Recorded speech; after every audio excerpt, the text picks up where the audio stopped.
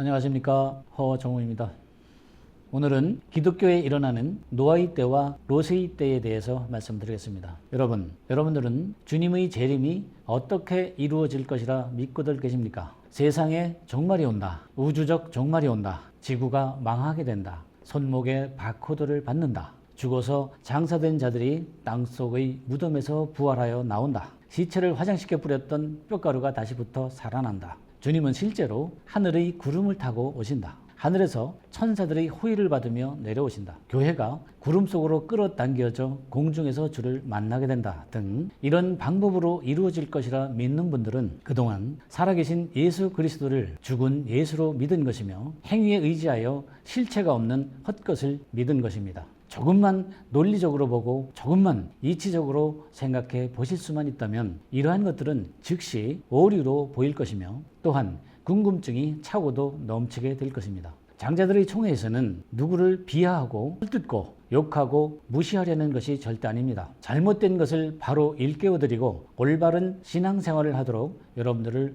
돕고자 하는 것입니다. 장자들의 총회에서는 그동안 성경이 풀리지 않았기에 오해되고 잘못 전해져 왔던 말씀의 신비들을 명쾌하게 풀어드리고자 합니다. 단 조건이 있습니다. 기존의 바다에서 인식된 도의 초보적인 말씀만을 주장하신다면 진리는 결코 들리지 않습니다. 베레아 사람들처럼 마음의 문을 열고 들으시며 논리적으로 깊이 상고해 보셔야 할 것입니다. 마음의 문을 닫은 바다에서는 절대로 들리지 않습니다. 마음의 문을 열고 무트로 드러나 마른 땅이 되셔야 진리가 들리게 됩니다. 즉 뜰에서 갈급한 심령으로 성소에 올라오셔야 이런 신비들이 들리게 된다는 뜻입니다. 육적인 행위로 신앙을 하시는 뜰에서는 부분적으로만 들리거나 하나도 들리지 않습니다. 육으로 나신 분들에게는 진리가 미련하게만 들리게 됩니다. 오직 영으로 난 분이라야 들리게 되는 것이 새 하늘의 진리입니다. 구원은 그냥 믿어서 되는 것이 결코 아닙니다. 자기는 구원을 받았다 하나 그 입에서 나오는 성령의 열매가 없으면 자기 기만인 것입니다. 누구든지 반드시 진리로 인을 맞아야 그 보증으로 마음에 주시는 것이 성령입니다. 성령을 받지 못하면 입으로 나오는 말씀의 열매도 없으며 구원은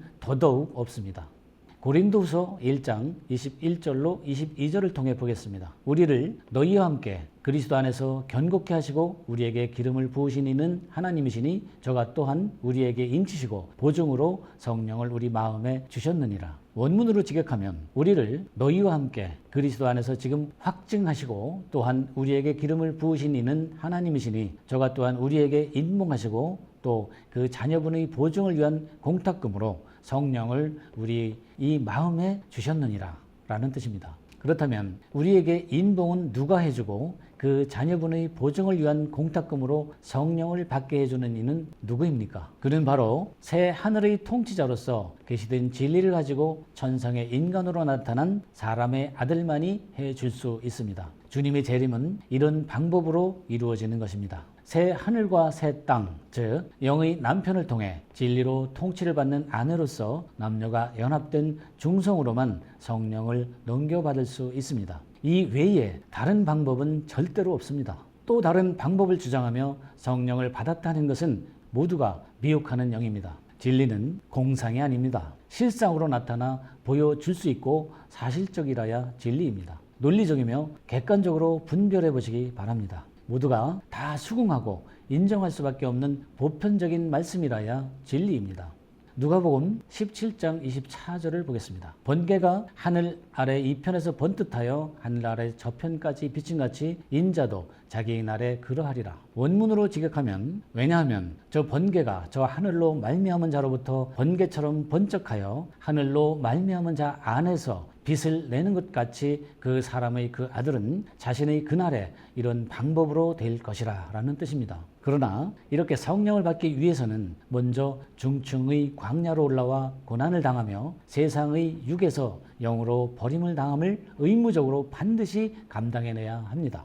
누가복음 17장 25절을 통해 보겠습니다. 그러나 그가 먼저 많은 고난을 받으며 이 세대에게 버림바 되어야 할지니라. 원문으로 직역하면 그러나 그가 먼저 많은 고난을 당하며 실로 그녀의 이 시대에서 분리되어 버림받음을 의무적으로 반드시 감당해내야 할지니라 라는 뜻입니다. 그렇다면 이 때는 언제일까요? 구약에서 상징과 표상으로 보인 노아의 때와 롯의 때와 동일한 상황이 영적으로 이루어질 재림의 때이고 그때는 이미 시작되었습니다. 누가복음 17장 26절을 보겠습니다. 노아의 때에 된 것과 같이 인자의 때에도 그러하리라. 노아의 때에 무슨 일이 있었기에 인자의 임함이 그때와 동일하다 하셨을까요? 창세기 6장 5절로 6절을 통해 보겠습니다. 여호와께서 사람의 죄악이 세상에 관영함과 그 마음의 생각의 모든 계획이 항상 악할 뿐임을 보시고 땅 위에 사람 지으셨음을 한탄하사 마음에 근심하시니라. 원문으로 직역하면 여호와께서 사람의 죄악을 좋아함이 세상의 관영함과 마음으로 생각하는 모든 상상이 다 항상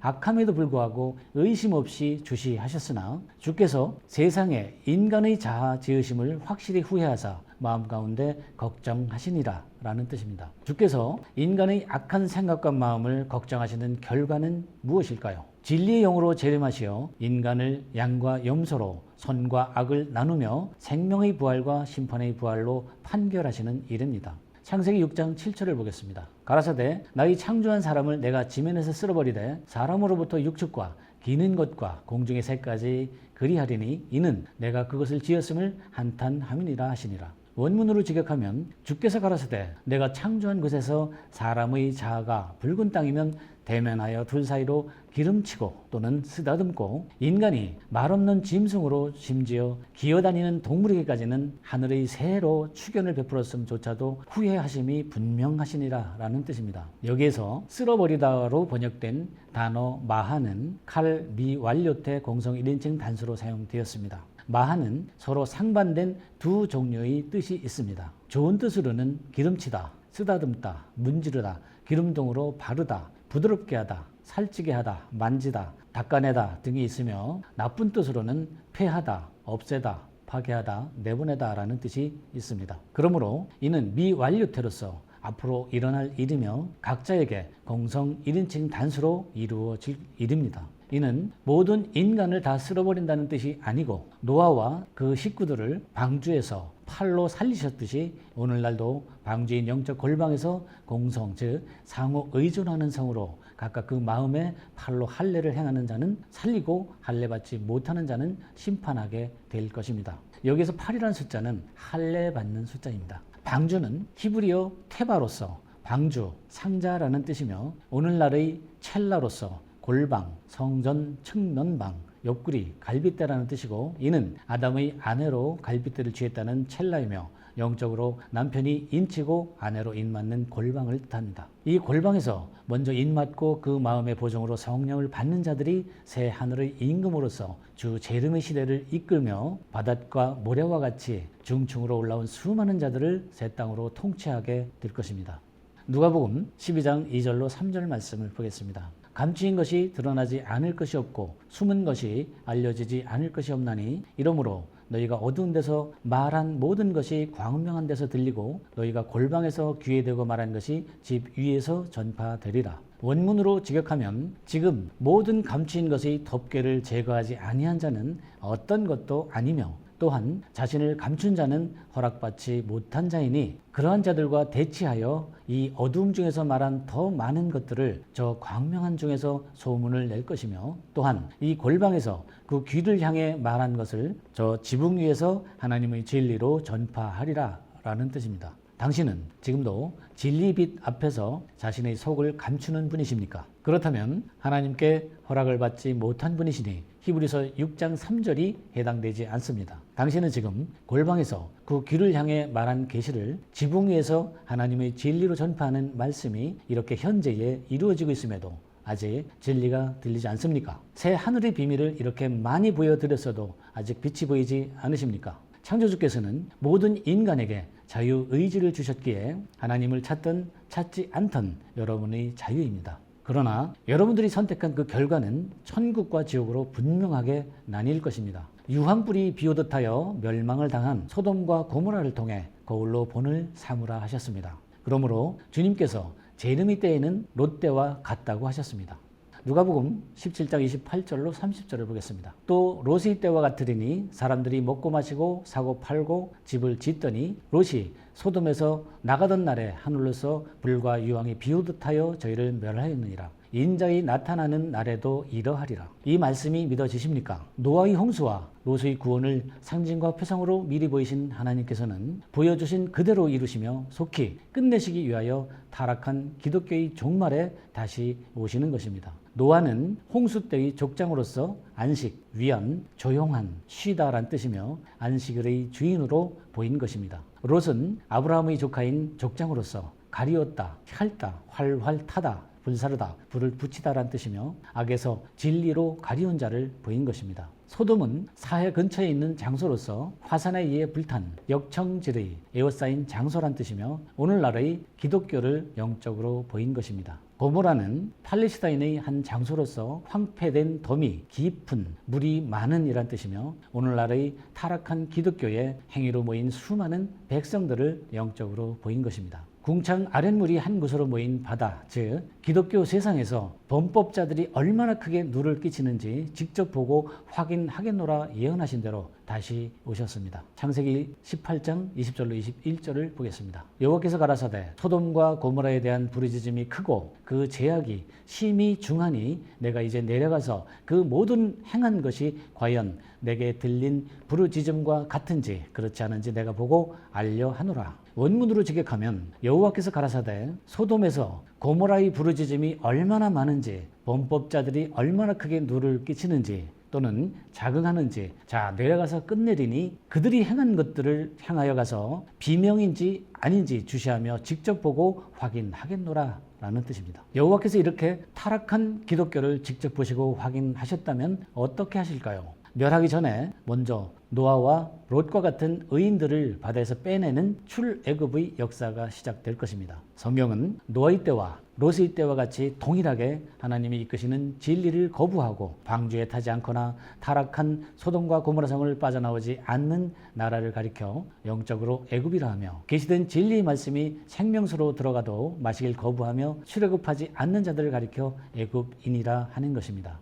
로마서 9장 27절로 28절을 보겠습니다. 또 이사야가 이스라엘에 관하여 예치되 이스라엘 뭇 자손의 수가 비록 바다의 모래 같을지라도 남은 자만 구원을 얻으리니 주께서 땅 위에서 그 말씀을 이루사 필하시고 끝내시리라 하셨느니라. 이 말씀을 원문으로 직역하면 지금 이사야가 저 이스라엘을 찾기 위하여 외치되 이스라엘의 그 자손들로 그 계산된 수가 비록 저 바다의 모래 같으나 해야만 하는 또는 할 수 있는 그 소수만 구원하리니 주께서 이 땅 위에서 말씀을 의심 없이 실천하사 실로 신속하게 하시고 끝내시리라 라는 뜻입니다. 왜냐하면 그리스도의 사역을 할 수 있는 소수의 의인들을 애굽 즉 타락한 소돔과 고모라에서 먼저 빼내시고 그 성을 멸하시기 위함입니다. 여호와께서 이렇게 영적인 애굽 즉 기독교 세상의 타락한 임금들과 행위로 물든 백성들을 직접 보시고 확인하시며 의인들을 출애굽시켜 이스라엘의 이긴 자로 빼내셨다면 그 후의 결과는 어떻게 될까요? 노아의 때와 롯의 때와 같이 불을 보듯 뻔한 두려운 심판이 있게 될 것입니다. 로마서 9장 29절을 보겠습니다. 또한 이사야가 미리 말한 바 만일 만군의 주께서 우리에게 씨를 남겨두지 아니하셨다면 우리가 소돔과 같이 되고 고모라와 같았으리로다 함과 같으니라. 유다서 1장 7절을 봅니다. 소돔과 고모라와 그 이웃 도시들도 저희와 같은 모양으로 간음을 행하며 다른 색을 따라 가다가 영원한 불의 형벌을 받음으로 거울이 되었느니라. 창세기 19장 24절로 25절입니다. 여호와께서 하늘 곧 여호와께로서 유황과 불을 비같이 소돔과 고모라에 내리사 그 성들과 온 들과 성에 거하는 모든 백성과 땅에 난 것을 다 엎어 멸하셨더라. 이때에 여러분들은 롯의 아내 아도와 같이 뒤를 돌아보지 말고 미련 없이 처음 하늘을 떠나 둘째 하늘로 올라오셔야 합니다. 이것이 사도 바울의 입술로 외치며 도의 처벌을 떠나라 경고하신 히브리서 6장 1절로 3절의 말씀입니다. 하나님의 이 경고를 들으시는 분들은 사도 바울이 낱낱이 말할 수 없다고 외친 히브리서 9장 1절로 5절이 이루어질 것입니다. 또한 사도 바울이 고린도서 12장 1절로 4절에서 외친 말씀으로서 그렇게 그 낙원까지 끌려 올라가서 실로 표현할 수 없는 말, 즉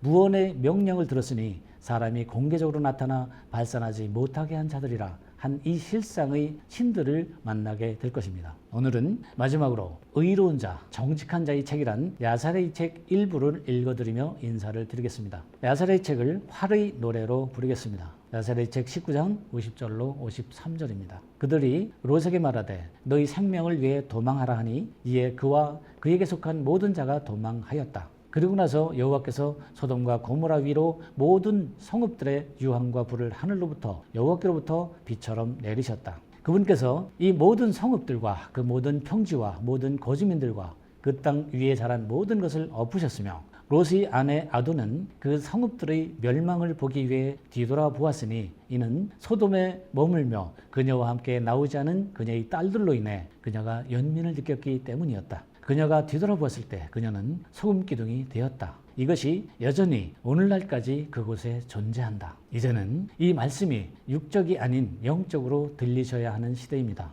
오늘도 여러분의 죽은 영혼이 무덤에서 조금이라도 깨어나셨습니까? 여러분들의 영혼이 속히 어둠에서 깨어나 부활로 나오시어 십자가로 승리하시길 간절히 소망합니다. 감사합니다.